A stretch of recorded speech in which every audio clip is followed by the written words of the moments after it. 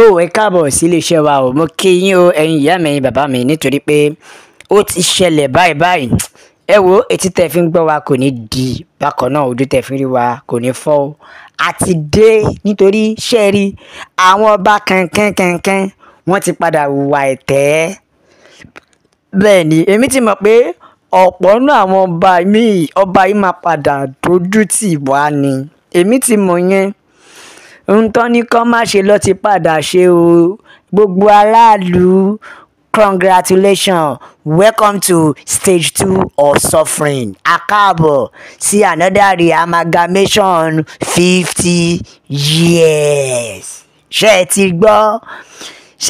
pé àwọn lọ́balọ́ba ti padà lọ ṣe nǹkan tán ní wọ́n má ṣe wọ́n ti tọwọ́ bọ̀wé o kódà wọ́n tún tọwọ́ bọ̀wé pẹ̀lú assurance bí wọ́n tún fún wọn ní àrídájú wípé kò sí nǹkan kan tó jẹ́ pé nàìjíríà ò ní exist nàìjíríà gbọ́dọ̀ máa exist ni wọ́n tún fún àwọn aráabí láàyè dájú pé nàìjíríà gbọ́dọ̀ máa exist náà ìyẹn ní kọ́kọ́ o débi wípé wọ́n tún ti lọ sọ fún àwọn ìlú kọ̀ọ̀kan àwọn ìlú mìíràn wípé níbikíbi tó bá ti gbọ́ pé Biafra tàbí Yorùbá nation wọ́n ń bá wọn sọ̀rọ̀ pé kó jẹ́ kó gba òmìnira wọ́n ní kó má dáhùn wọ́n ní kó má tiẹ̀ fún wọn ní ọ̀rọ̀ rárá kó má fún wọn láàyè nítorí àwọn ọba wọn gan wọ́n ti sọ pé Nigeria must keep existing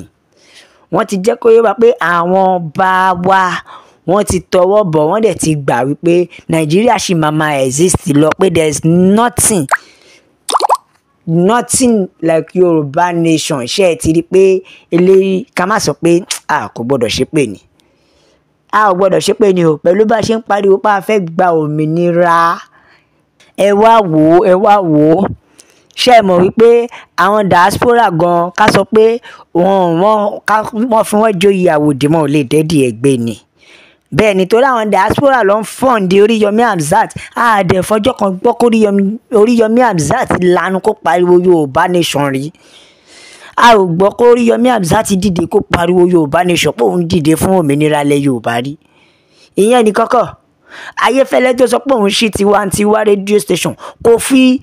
5 minutes àbí 10 minutes sọ̀rọ̀ nípa Yorùbá nation rí kò fi ìṣẹ́jú kankan sílẹ̀ rí láti lè sọ pé jẹ́ ń sọ̀rọ̀ nípa òmìnira ilẹ̀ Yorùbá kò sọ́rí àwọn méjì yóò sọ́rí kí wá ló dé kẹ́ lè mọ̀ wípé irọ́ ló pọ̀ jù ń díẹ̀ ṣe báwọn diaspora lọ ń fọ́n díẹ̀ kí ló dé tó lè sọ nǹkan máa dì wọ́n kí ló dé tó lè sọ ìdùn ọkàn wọn kí ló dé tó lè sọ wọn lè dìde fún nǹkan tó fẹ́ tó fi wá jẹ́ wípé àwọn aráabí mọ̀ nǹkan tí wọ́n ń gbìyànjú àti sá fún wọ́n ń sá fún ikú ni bẹ́ẹ̀ ni wọ́n ń sá fún ikú wọn fẹ́ tí ọwọ́ wọn bọ̀ wọn fẹ́ jẹ́ kí wọ́n ní nǹkan kan ṣe pẹ̀lú ẹ̀ láì dẹ̀ mọ̀ wípé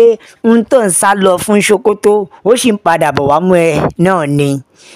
ṣé ikú àwọn ò ti máa pa everybody báyìí ṣé àti padà tún oko ẹrú 50 years ikú tó yẹ pé general ló sì ń pọ̀ wá pa everybody ni so kí wá ló dé tó fi wá dé pé wọ́n ń sá wọn ò lè sọ wọn fọjọ́ wọn tẹ́ fi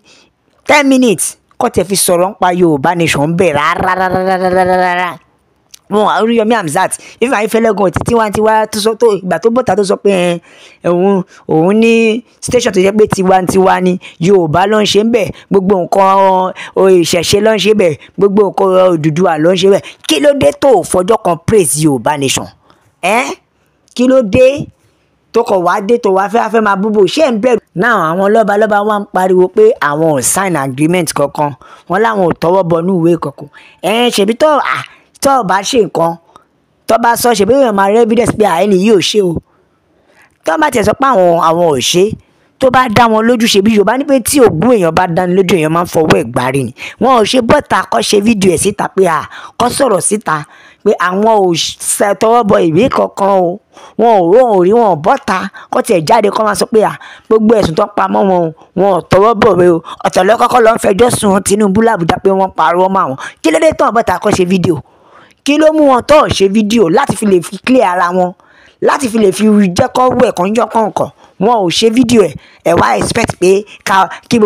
ìṣèjọ́ pé silent yìí ti determine wípé nǹkan tẹ́ ẹ ṣe nìyẹn silent yìí ti judge pé truly you signed it Yes, because since you silent on it, it means you've already done it. Now wọ́n ti wá sign, wọ́n ti rí amagama méètì, wọ́n ti tún wa kó sóko ọdún ẹlẹ́ẹ̀kejì now which is going to be 2075. Ṣé mọ̀ pé nígbà tí wọ́n jáde tán sọ pé kí Nàìjíríà tó lè dá ó máa tó 2075. Ṣé mọ̀ pé mo jáde mo sọ̀rọ̀ lórí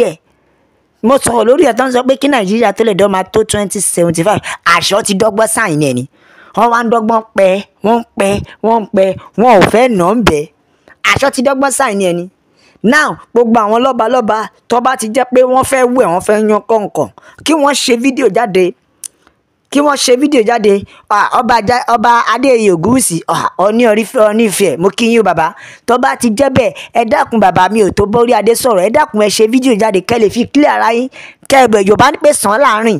bẹ́ẹ̀ ni o ajẹ́nímú ní pẹ́ kọ́rọ́ tó ṣe bí òwe o. Bákan náà ọba wa Àwùjalẹ̀ ẹ dákun ẹ̀yin náà jáde kẹ́ ẹ ṣe fídíò láti fi proof pé yes ẹ ò tọwọ́ bọ ìwé kankan ni ẹ wò ẹ jẹ́ ká ka àtẹ̀jíṣẹ́ àwọn èèyàn ẹ jẹ́ ká gbọ́ nǹkan tí àwọn èèyàn sọ. Yorùbá nation la fẹ́ o, no retreat no surrender. Bẹ́ẹ̀ ni Yorùbá nation la fẹ́, Yorùbá nation ló lè ṣe é bẹ́ẹ̀ ni o, no retreat no surrender at this point, no retreat no surrender, no going back. Yorùbá nation now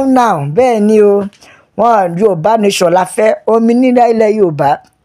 òun ló jẹ wá lógún o. God bless you Oloye Sunday Igboho ṣá àti bàbá wa Professor Banji Akíntóyè àti gbogbo ẹ̀yin agitators fún gbogbo Yorùbá nation. Bẹ́ẹ̀ ni Yorùbá nation la fẹ́, òmìnira ilẹ̀ Yorùbá òun ló jẹ wá lógún o. Bẹ́ẹ̀ ni o, no retreat no surrender. Bẹ́ẹ̀ ni àwa ọmọ Yorùbá a ò gba àjọsopọ̀ kankan mọ́ rárá. Gbogbo ẹ̀yin ọba àti olóṣèlú ilẹ̀ Yorùbá ẹ ò gbọ́dọ̀ fọwọ́ sí ìwé àdéhùn àjọsopọ̀ rárá o. Bẹ́ẹ̀ ni a ò fẹ́ o. Yorùbá nation la fẹ́, òmìnira ilẹ̀ Yorùbá ló jẹ wá lógún. A rise that will take the Yorubas to the promised land. Bẹ́ẹ̀ ni o,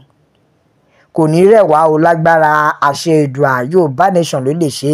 òmìnira ilẹ̀ Yorùbá òun ló jẹ wá lógún. Anywhere the Yorùbá nation is going I will be there. Bẹ́ẹ̀ ni o, gbogbo ọmọ Yorùbá, so as far as this country dey concerned na Yorùbá nation we want, na Yorùbá nation we vote for, and na Yorùbá nation we want our land. Ẹ fún wa ní ilẹ̀ wa. Bẹ́ẹ̀ ni bàbá Professor Banji Akíntóyè àti Oloye Sunday Igboho ṣá òun nìkan ni olórí tí a mọ̀ ní Yorùbá nation wa. Bẹ́ẹ̀ ni àwọn ọba tó kù àtẹnujẹ ló pọ̀ jù. Bẹ́ẹ̀ ni o, àtẹnujẹ ló pọ̀ jù ní àwọn ọba kọ̀ọ̀kan. Àtẹnujẹ ni o. Yorùbá nation no going back. Gbogbo àwọn tó fẹ́ dá wa dúró bẹ́ẹ̀ ni Ọlọ́run á ṣe wọ́n mọ́ṣẹ́. Ẹ bá wa like, ẹ subscribe, ẹ tẹ̀ sójú ẹ̀ ẹjọ́ yàwó èèyàn pé Yorùbá nation ni no retreat no surrender la fi ń sọ pé àgbẹ̀ níroko títí kó gbàgbé ilé o. Ó dàbọ̀.